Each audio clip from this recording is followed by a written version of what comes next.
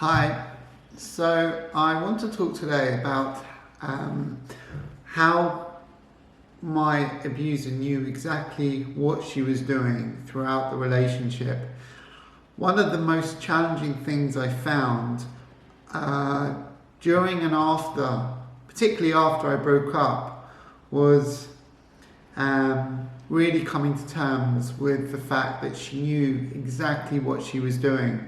I was always defending her. I've been so used to defending her throughout the relationship, with friends, with family, and mostly to myself. And always saying that she was a good person, and that she didn't mean it. I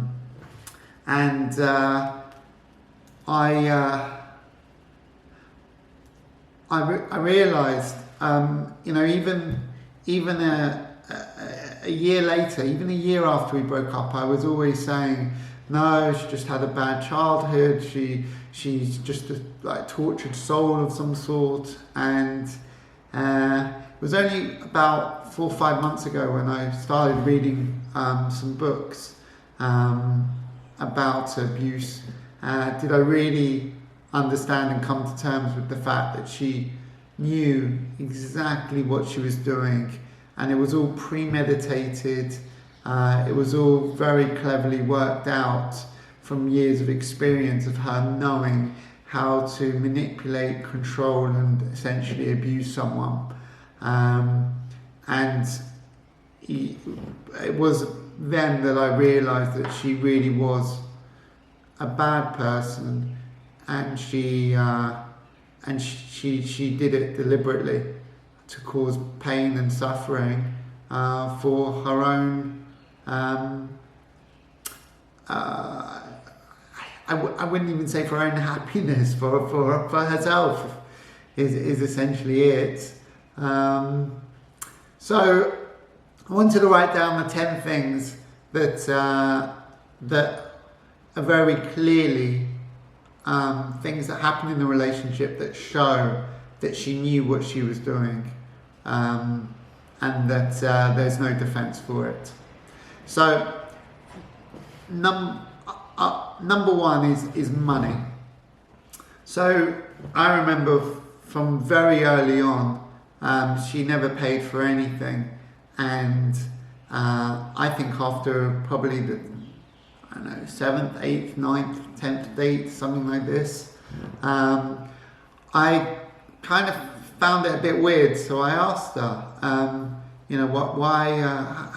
I've noticed I'm paying for everything. How come you've never suggested to pay or contribute in any way? And she literally took a few seconds and then decided to burst into tears. And from that point, anytime I bring it up, she would burst into tears, she would cry, she would sort of shout at me, she would stamp. She would say that I would have the problem with money. She would constantly try and tell me that the problem was mine.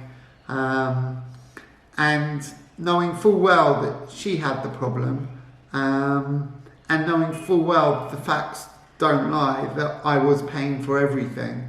And she spent then most of the time trying to find ways to convince me that she wasn't after money, and that she had no money, making up stories about how an old colleague of hers stole loads of money from her. She told me that at one point we went to the supermarket to get food. Of course, I was paying, and she looked at the receipt every time to make sure it was correct, so that I wasn't spending more than I should have for groceries. And on one particular occasion, she actually saw that the courgettes were listed as cucumbers. So she basically made us return to the supermarket to tell them that we owed them an extra pound or euro, whatever currency you work in. and on like a, I don't know, like £100 shot that we owed them an extra £1, to prove just how ethical she was about money, or at least my money.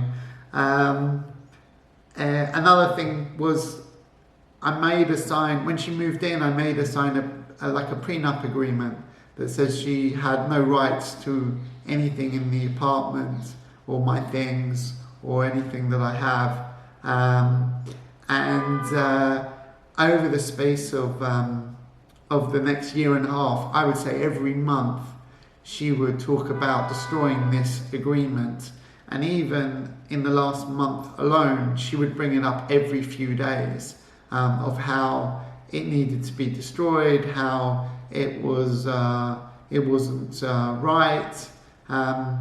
And again, this all shows she knew exactly what she was doing. She knew that she had the issue with money. She knew that she needed to convince me that it was my issue. She knew that she needed to find a way to get around this prenup agreement so that she could take as much as she could later on. The next one is phrases. So there were a lot of phrases that she used, and unfortunately they are ingrained in my head. And I don't know when or how or if they will go away, but they're like stuck there. So I'll run you through some of them. The first one, which was the most clear example of her knowing exactly who she was and exactly what she was doing, is whenever she would get into an argument, she would say, you know, we can end this now and I will set you free. Now those words, I will set you free, she knows that she has me under her spell, under her control, in a prison, in a trap, and that she can set me free. Now that's, for me, is so clear that she knew she had that power. She knew she had that control. And she was even confident enough to tell me that she could set me free and I couldn't.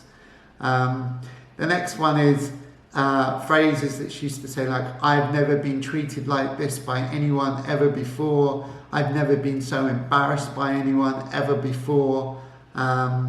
She knew that that was not true. She knew that those are just well-rehearsed lines that have been used to provide guilt and shame and for someone to question themselves.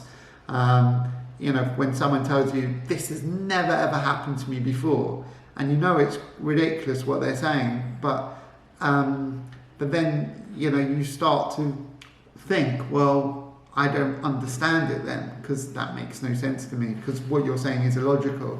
And she knows that, and she would openly say those lines, knowing they were incorrect. She would put her hands around my neck and pretend to strangle me, sometimes as a joke, and say, if I do this now, no one will ever know. Again, she knew that that would be a great way to take control, to have control, to scare me, to make me afraid. The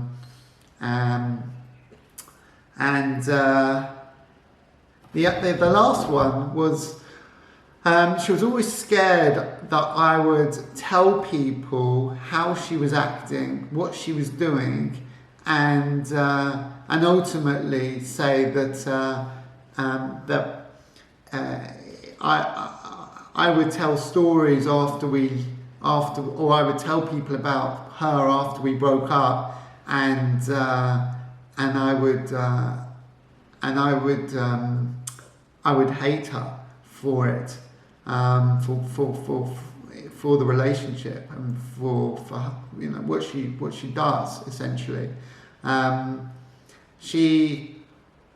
I remember she didn't want me to talk to family, didn't want me to talk to friends about the relationship, because she was scared that she would be found out, and basically I would realise what was going on and break up, or they would make us break up. So then I needed to tell her everything I spoke to my family about. I needed to agree on what I could say and what I couldn't say, and she would quiz me after about what I said or didn't say, and she would always say, you can't talk to them about that because they will hate me, she would say. She knew what she was doing was wrong, and she knew that they would hate her because of what she was doing. She knew what she was doing. And with friends, she basically started to isolate me from them by telling me they weren't good people, by telling me they weren't treating me well, by telling me that how they were acting with me was not right, and they're meant to be good friends. And slowly, moving me away from them so that I wasn't talking to them anymore. So those phrases were very much how she knew what she was doing. The third one is social. So she would, whenever I wanted to go out and do something fun, play football, enjoy myself, maybe see friends, first of all, she would stop me seeing anyone that wasn't on her approved list as such. No girls were allowed apart from 2 that she didn't have any fear from. She would start an argument before I went out. When I remember going out every week on Thursdays to play football, and just before I went out, she'd start an argument, and then she would say, "How can you leave me like this? During this, if you care about us, if you want to help us, we need to solve this, and you can't leave now." So she knew the timing of it. She knew every time that I wanted to go out, she would start an argument. Again, another example of her knowing exactly what she was doing. It wasn't coincidence. Every single Thursday, she would start that argument before I played football. The other thing was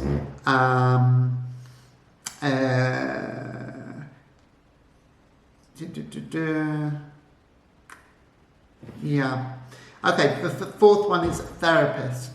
So the therapist was basically her always talking about crises we've had and gone through, and that how we overcome them. And I was always thinking, we've never actually had a crisis. We've had arguments, but the argument's been over nothing. There's no crisis, no people dying, there's no people being fired from jobs or being very ill, family members, etc. There's no crisis, but she was always trying to tell me that we'd overcome these crises as a way to make me think that that we were so strong, and that I guess a way to control me, that we'd gone through so much, so we must stick together. The other thing relating to therapist was she wanted to choose my therapist. When a friend recommended me I went to see a therapist, she wanted to choose one, and when I chose my own, she went crazy. And said, how could I do this? It should be a group decision. We should decide together which therapist I go to, because she was terrified of what that therapist would tell me. And then she started quizzing me about what I would say. And my therapist even said, do not tell her what we were discussing. Funnily enough, my therapist never told me what I was going through exactly. That it was an abusive relationship, or I should check it out. I don't know why, but anyway, she wanted to choose my therapist. The second one was when I had chosen my therapist, when I was going to my therapist, she essentially made me leave my therapist by telling me that every time I came back, I was doubtful about the relationship. I seemed unhappy about the relationship, and it seemed like I didn't want to be in the relationship. And she said if I wanted to make it work, I had to not continue, and I needed to just work on it between us. So that's essentially what I did. So she knew that she was being found out, and that the only way to keep it going was to make me leave, and that's what she achieved. The third one is basically taking me to her own therapist so that I can open up and be vulnerable about myself and my life and my childhood, so they could probe me with questions to find that information, so that she could then use that information and vulnerability against me.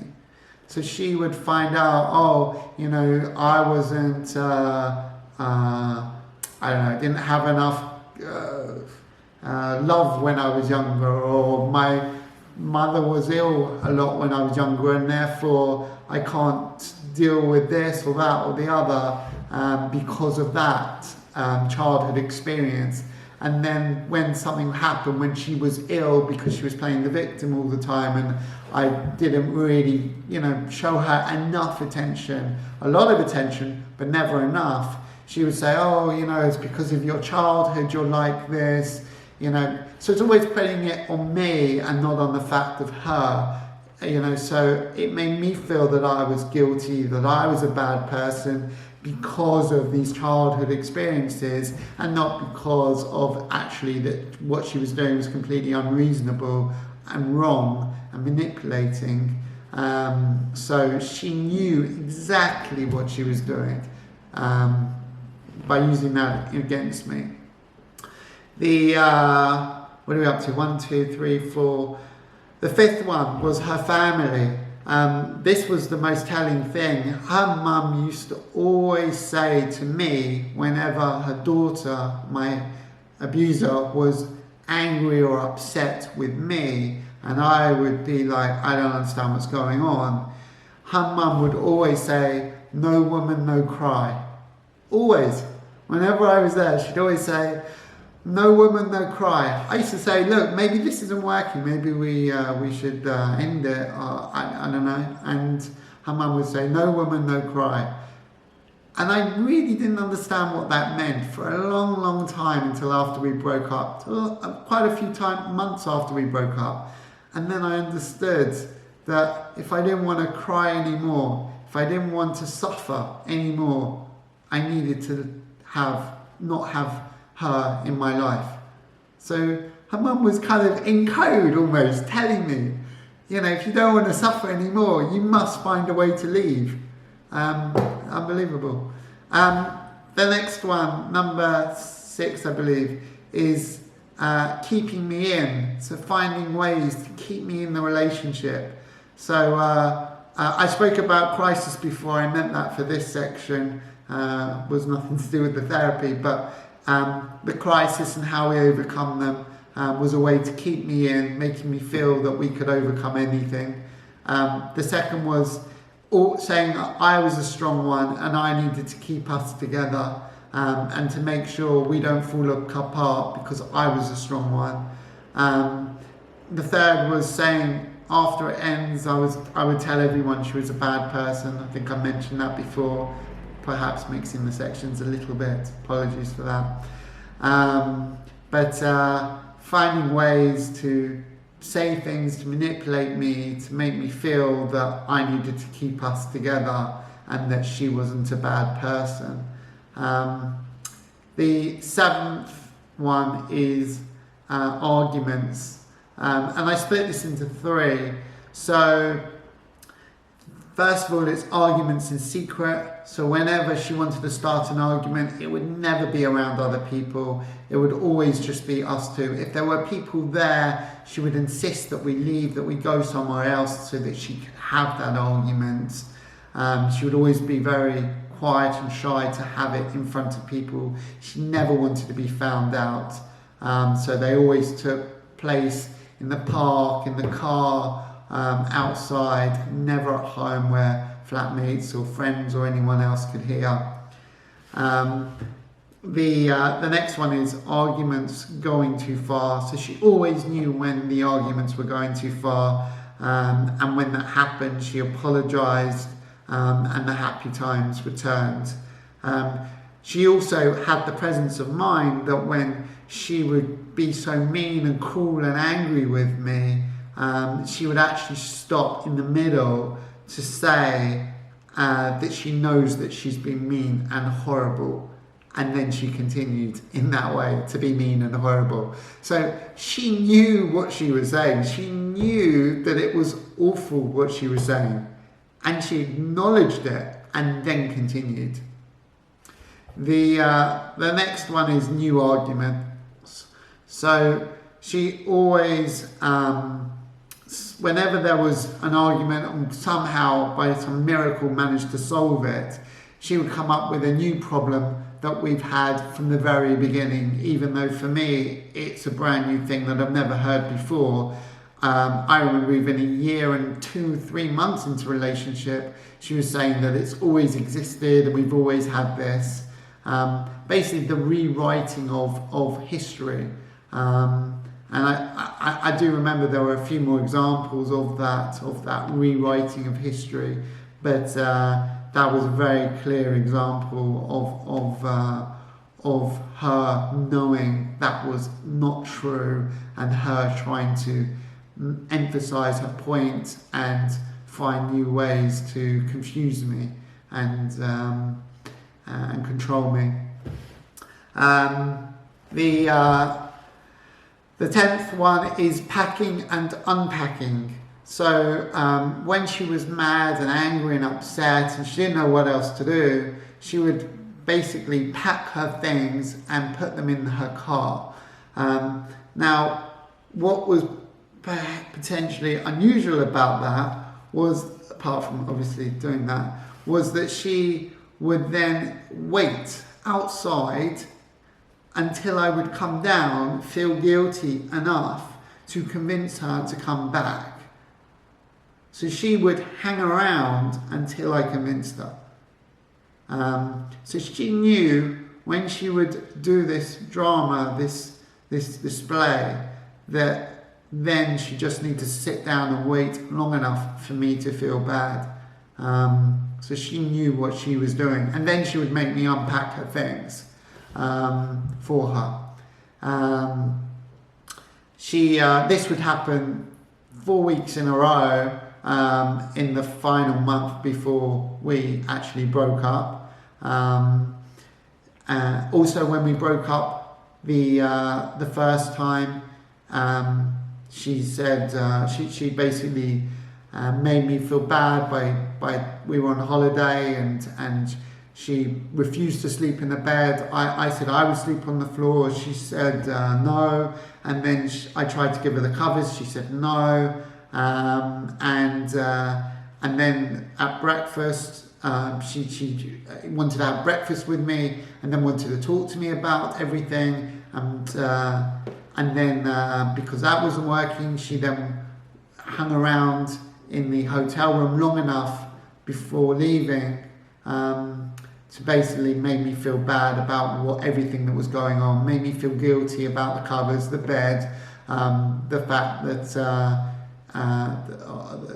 That we'd broken up on the holiday, that she had nowhere to go, that she can't travel well, and she knew that all she needed to do was stay long enough and to play the victim enough that I would change my mind, which is what happened. And then she made me call her family, my mum, her therapist, to tell them that it was all my fault. And even wrote down exactly what I needed to tell my mum.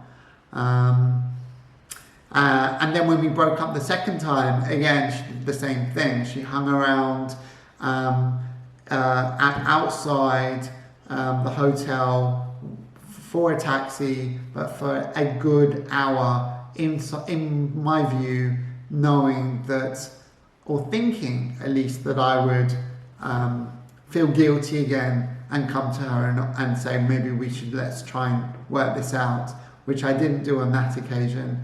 And then she called me and said that she left something behind. So she knew, this was something that she left behind, so that she could find a way for us to meet. And when that didn't work, she basically said that she was having a panic attack. And at that point, I did feel bad and I told her to come back. But I knew in myself that I wasn't going to allow her to come back into the relationship, and it was officially over. But she tried all these ways to basically keep us together, knowing full well exactly what she was doing. And the 11th one on the 10 list was essentially, by the end, there were problems everywhere with everything. So her friends didn't want to talk to her. Her work colleagues were being very mean to her. Her boss wanted to fire her, and essentially they did fire her. I believe her mum didn't even collect her at the airport when we arrived back after we broke up. There were problems everywhere, and she knew there were problems everywhere. Even when one of her friends came to pick up her stuff, he looked at me in a way that he knew exactly what had gone on. And when she refused to pay me money for a phone that I'd bought her, that she said that she would repay me, he convinced her to repay me that money, and she basically wanted to give it back to me. And he told her, no, it's not right, you need to pay that money. And she did straight away. But she knew that all of these problems were reoccurring. She knew all these problems were happening at the same time. She knew all these problems were not the world, they were her.